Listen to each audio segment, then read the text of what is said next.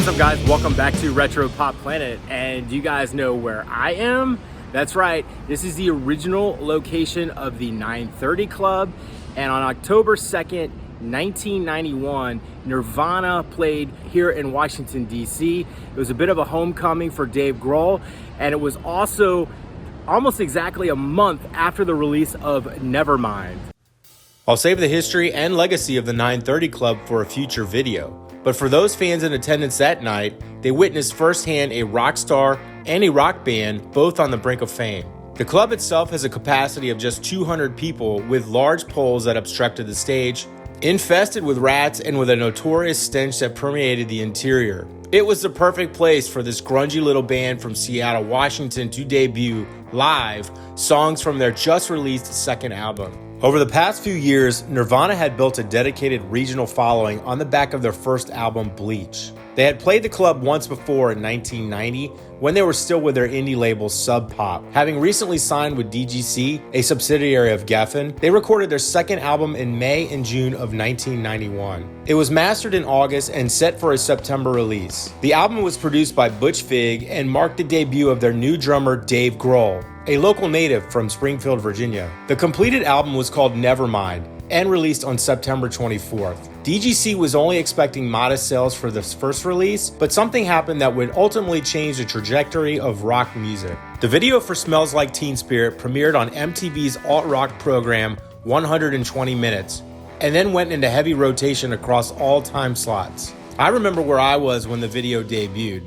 The living room couch. I was blown away when I first saw it. I couldn't get enough. Nobody could. People were passing around the cassette in the locker bays at school and ripping copies. CDs hadn't fully caught on yet. The local rock stations, DC 101 and 99.1 WHFS, played the single pretty much nonstop. There was so much new, fresh, and exciting about that one song that it would take months to digest the rest of the album. And even though it was a three-piece ensemble, it felt like Kurt's band all the way. When their van arrived in Washington, D.C. on Wednesday, October 2nd, a rep for Geffen was tasked with taking them out to eat.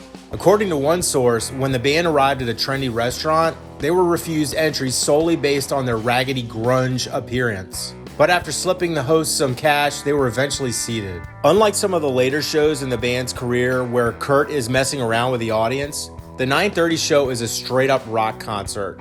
Backstage before the show, various members of Nirvana's entourage, Dave and his mom, chow down on the 930 Club's infamous pizza rider. Early in the show, Novoselic acknowledges Dave's large family presence in the audience. The band runs through their set list at a quick pace, and the songs sound just like the album versions. During breaks between songs, audience members can be heard shouting out requests for the band to play tracks from Bleach. And on the recording, Chris can be heard making jokes about it. These were the original fans. Normies like me would follow suit in the coming weeks. Some of the songs played during the show wouldn't appear on albums until years later, like Pennyroyal Tea and About a Girl. At one point, Kurt leaves the stage for 10 minutes to take a breather. By all accounts, it was oppressively hot in the small club, and then returns to the stage to destroy the drum kit. There are jokes throughout the show about the heat. During that break, Chris and Dave played a cover of Devo's version of the Stones song Satisfaction. The concert clocks in at just about an hour. I wish I could include it here, but due to copyright issues, I'll post a link below where you can listen to the entire show. Here's a hand-scribed set list by Kurt that was sold at auction several years ago. After the concert, back at their hotel, Kurt went about trashing the room, throwing almost everything out of the windows except for the TVs. In return, they received an early exit from the property by security. Dave slept that night back on his mom's couch in Springfield. The band was then off to their next show at the Cat's Cradle in Chapel Hill, North Carolina on October 4th. By the time they hit Chicago on October 12th, they were superstars. Nevermind went platinum by the end of November 1991. I would have loved to have been at this concert, but I just learned who Nirvana was. They had only been on MTV for like a month.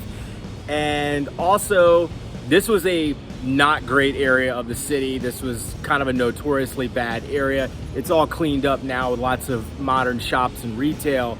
However, this was a grungy place, and I was only like 14, so I would not have been allowed to come down here. But anyway, if you guys like this video, please give it a like. If you were at this show, please leave me a comment And feel free to subscribe, and we'll keep tracking down Foo Fighters, Nirvana locations, and I'll see you guys on the next time.